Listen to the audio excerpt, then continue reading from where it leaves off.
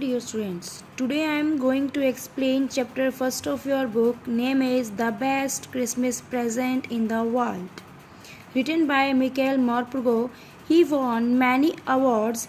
He became the third British laureate from 2003 to 2005. Here in this story, there are mainly three characters. First one is Mr. Jim McPherson. Second one is Connie McPherson. She is the wife of Mr. Jim McPherson. And the third one is Hans Wolf.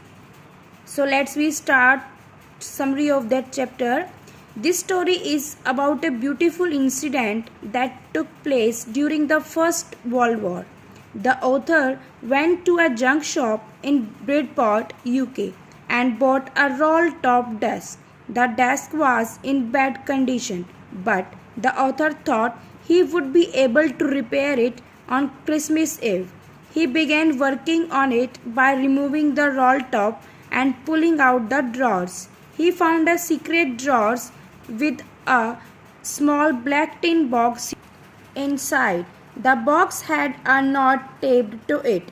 The knot instructed the finder to bury it with the owner of the desk when the time came. When the author opened the box, he found an envelope addressed to Mrs. Jim McPherson of 12 Copper Beaches, Bridport, Dorset. The enclosed letter was dated December 26, 1914. The author read the letter. It was written by Jim McPherson, a captain of the English Army, to his wife Connie. In the letter, Jim narrated a beautiful incident that took place on the battlefield on Christmas Day in 1914. The English and the German armies were in their respective trenches. Suddenly, Jim saw someone from the German side waving a white flag.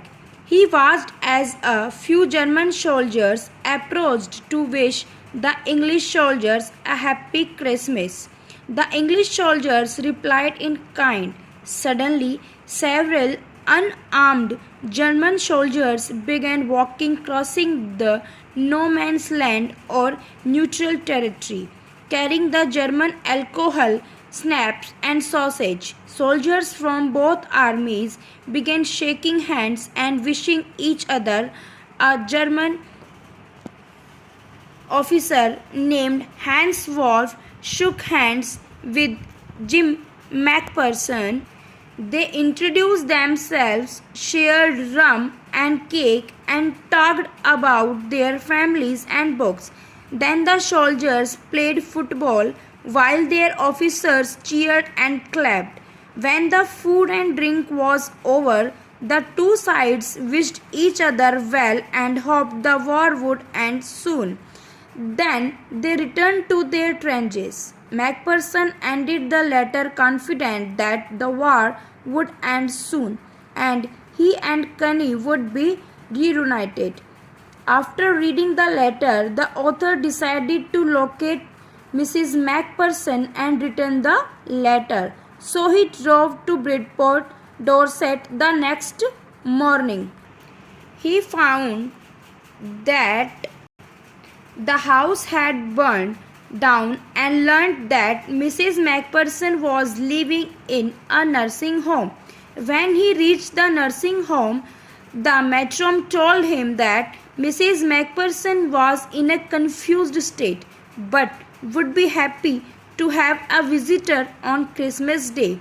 When the author met Mrs. McPherson, he called Connie and gave her the letter. Her eyes lit up when he saw the letter. In her confused state, she mistook the author for Jim and thought Jim had kept his promise and returned on Christmas Day. She said she had received the best Christmas present in the world. Thank you.